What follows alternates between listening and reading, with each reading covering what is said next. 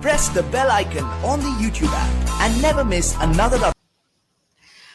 अस्सलाम वालेकुम, नमस्कार, सत श्री अकाल एंड गुड इवनिंग। मैं हूं अर्जु काज़मी और आप हमेशा की तरह से देख रहे हैं पॉइंट ऑफ व्यू। हमें जी भारत से ज्वाइन किया है मेजर गौरव आर्या ने। आप सभी सर को जानते हैं और अब उन्हें सुनते भी रहते हैं। बहुत शुक्रिया कि आज आपने ज्वाइन किया। थैंक यू अर्जु जी, बुलाने के लिए बहुत बहुत धन्यवाद। सबसे पहले तो मैं आपसे पूछना चाहूंगी मेजर साहब के एक आपके यहाँ चल रही है कंट्रोवर्सी चल रही है आमिर खान को लेकर, और कहा जा रहा है कि जी पीके मूवी जो आई थी उसमें कई जगह पे उन्होंने कुछ इस किस्म के डायलॉग थे, सीन्स थे, जिससे कि हिंदू धर्म जो है उसमें लोगों को अच्छा नहीं लगा। तो अब बायकॉट किया जा रहा है, लेकिन मैं ये पूछना चाह रही थी कि उसमें तो डायरेक्टर प्रोड्यूसर का भी रोल होता है, सेंसर बोर्ड का भी रोल होता है, तो सिर्फ एक्टर्स को ही क्यों टारगेट किया जा रहा है? और साथ उससे पहले फिल्म ओ माय गॉड भी आई थी, उसी तरह की मूवी थी, तो क्या उसके ऊपर भी कोई रिएक्शन आया था लोगों का? अर्जु जी, रिएक्शन आया है लोगों का, और जो लोगों का कहना है, ये जो लोगों का पॉइंट ऑफ व्यू जो मैंने सोशल मीडिया पे पढ़ा है और कुछ मेन स्ट्रीम मीडिया ने भी इसको कवर करा, मैंने ये देखा है कि लोग ये कह रहे हैं कि हम ऐसा नहीं बोलेंगे कि आपने शिव जी के बारे में कुछ गलत बात कही है तो हम सर तन से जुदा कर देंगे, हम मार देंगे आपके परिवार को, खानदान को। ऐसा कोई नहीं कह रहा, बस लोग ये कह रहे हैं कि हम आपकी फिल्म नहीं देखेंगे। तो पृथ्वीराज चौहान तो डूब गई, 200 करोड़ की फिल्म थी, खत्म हो गई फिल्म, बिल्कुल खत्म हो गई। आई थिंक 50-60 करोड़ कमाए हैं, मैसिव लॉस, मैसिव लॉस। तो ये एक किस्म का पब्लिक रिएक्शन है, और लोग इसके ऊपर डिबेट कर सकते हैं कि ये अच्छा है कि बुरा है, बट मुझे लगता है कि जब तक कोई रिएक्शन नॉन वायलेंट हो, राइट, तो हमें उसके बारे में ज्यादा जजमेंटल होने की जरूरत नहीं है। There is no incitement to violence. कोई ये नहीं कह रहा है कि चलो आमिर खान या अक्षय कुमार के घर पे पत्थर फेंकते हैं, या कोई उनको थ्रेटन तो नहीं कर रहा है। बस लोग ये कह रहे हैं कि हम उनकी फिल्में नहीं देखेंगे, और मुझे लगता है लोगों का हक है अगर वो फिल्में ना देखें। अगर पीके में ऐसा कुछ है जो शिवजी के खिलाफ है, तो क्योंकि ना मैं आपको बताता हूँ,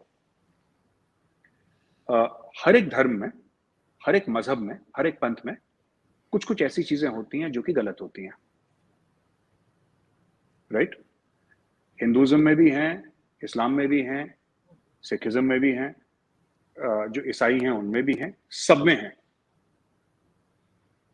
लोगों का ये कहना है कि इनका ये कहना नहीं है कि आपने और इसमें तो कोई बुरी चीज भी, तो जैसे कि फॉर एग्जांपल अगर कोई दूध चढ़ा रहा है शिवलिंग पे, तो बोला कि साहब ये दूध आप क्यों चढ़ा रहे हैं शिवलिंग पे, राइट, है ना। अब कोई ये कहे कि साहब आप बकरीद पे इतने सारे लाखों करोड़ों जानवरों को क्यों ज़िबा करते हैं, आप क्यों करते हैं? एक्चुअली इस्लाम की रूह क्या कहती है? Let us go to the core of Islam. इस्लाम की रूह क्या कहती है? जो हम कहते हैं कि अल्लाह के कहने पे अपना बेटा कुर्बान करा, फिर उसको एक दुम्बे में बदल दिया, एक भेड़ में बदल दिया, क्योंकि जो इम्तिहान अल्लाह लेना चाह रहे थे वो इम्तिहान में वो पास हो गए कि हाँ ठीक है कि आपका हुक्म था, और क्योंकि आपका हुक्म था मैंने अपने बेटे को कुर्बान कर दिया। यही स्टोरी है ना जी। तो उन्होंने अपनी जो थी, जो फेथ था अपना, वो अपने फेथ पे बने रहे, और अल्लाह ने अपनी रहमत दिखाई। तो एक कॉन्ट्रैक्ट था जो पूरा हो गया, ये एक अंडरस्टैंडिंग थी जो पूरी हो गई। अंडरस्टैंडिंग नहीं कहना गलत होगा, अंडरस्टैंडिंग नहीं, बट एक बात थी, एक दो उसके बीच में, एक उनके बीच में और उनके बीच में, कि बोला कि हाँ ठीक है हमने उसको कर दिया। अब लोगों का ये कहना है कि साहब आप जो अपनी दिल के करीब चीज है आप उसकी कुर्बानी क्यों नहीं देते? ये लोग कहते हैं जो आपके दिल के करीब है। अगर आप कुरान की रूह या जो इस्लाम की रूह पे जाते हैं, तो वहां पे तो ये कहा गया है कि जो आपके बहुत करीब हो, तो अगर कोई ऐसी बुराई है आपके दिल में, ठीक है, मैंने आज तक किसी मुसलमान को ये नहीं बोला कि मैं शराब पीता हूं, इस ईद में मैं उस बुरी लत की कुर्बानी दूंगा, या मैं ड्रग्स लेता हूं, मैं उस ड्रग्स की कुर्बानी दूंगा, आज के बाद मैं ड्रग्स को हाथ नहीं लगाऊंगा, मैं अपने बीवी बच्चे, अपने माँ बाप के साथ बुरा बर्ताव करता हूं, मैं आज से उनके लिए अच्छा बर्ताव करूंगा, राइट? या फिर आप गए बाजार, आपने एक बकरा खरीदा, आपने बकरे की गर्दन काट दी, आपकी मर्जी है, आपका हक है, आप 100 बकरों की गर्दन काटिए। लोगों का ये कहना है कि आप ये भी तो दिखाइए ना, आपको 1 लीटर दूध नाली में जा रहा है, आपको वो दिख रहा है, आपको दिख रहा है 1 लीटर दूध, और लाखों करोड़ों जानवर, बेगुनाह जानवर जो बोल नहीं सकते, ठीक है, उनको आप जिबा कर देते हैं, और खून से वही नालियां आप खून से भर देते हैं, और लाखों करोड़ों की तादाद में आप सिर्फ इंडिया पाकिस्तान में ही देख लीजिए, बाहर दुनिया में जाइए तो कई दसियों करोड़ में हो जाएगा, लेकिन सिर्फ इंडिया पाकिस्तान में करोड़ों जानवरों की को जिबा करा जाता है, उनकी कुर्बानी दी जाती है। तो इसके बारे में भी एक फिल्म बननी चाहिए, राइट? इसके बारे में एक फिल्म, हाँ, पर इसके बारे में किसी को फिल्म बनाने की हिम्मत नहीं है, इसके बारे में कोई फिल्म बनाएगा नहीं। और जो हमारे फिल्म स्टार्स ये कहते हैं ना, जो हमारे फिल्म स्टार्स कहते हैं कि पीटा के लिए बड़े वो हैं कि यू नो कि पीटा के लिए people for ethical treatment of animals, जो पीटा है बड़ी वर्ल्ड वाइड बॉडी है, बड़ी फेमस मशहूर।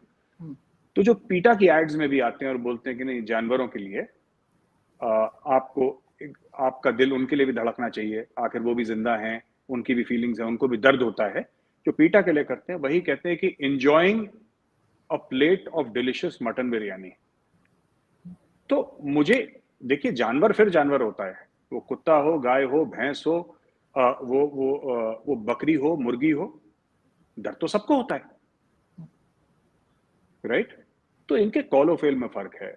ये लोग मुनाफिक हैं, ये लोग ना, ये कभी एक बात करते हैं फिर दूसरी बात करते हैं, ये खान साहब जैसे यू टर्न लेते हैं ये लोग। तो इसीलिए यहाँ पे ये सब, भारत में ये सब बातें कही जा रही हैं, ये इसके पीछे एक ब्रीफ बैकग्राउंड है अर्जुन जी। लेकिन सर, आपको नहीं लगता कि उसके बाद तो ये कहा जाएगा कि जी ये तो विक्टिम कार्ड खेलेंगे, कि क्योंकि वो मुस्लिम है इस वजह से उनके साथ ऐसा किया जा रहा है, तो ये इल्जाम नहीं आएगा इंडिया पे? अब मुझे पता नहीं अर्जुन जी, कि हो सकता है इल्जाम आए ना आए, I am not sure, but इतना तो जरूर है कि अब ये बात काफी लोगों ने बोलना शुरू कर दी है कि ठीक है, अगर आपको लगता है कि हम अगर शिवलिंग पे दूध चढ़ाते हैं वो गलत है, अगर आपको लगता है वो गलत है, तो आप उसको जरूर, उसके ऊपर फिल्म बनाइए, लेकिन फिर एक और film oh my God part 2 बननी चाहिए, जिसमें टोटल फोकस ये होना चाहिए कि जो जानवरों की कुर्बानी दी जाती है उसके ऊपर भी, क्योंकि फ्रीडम ऑफ एक्सप्रेशन, यहां पे लड़ाई ये नहीं है कि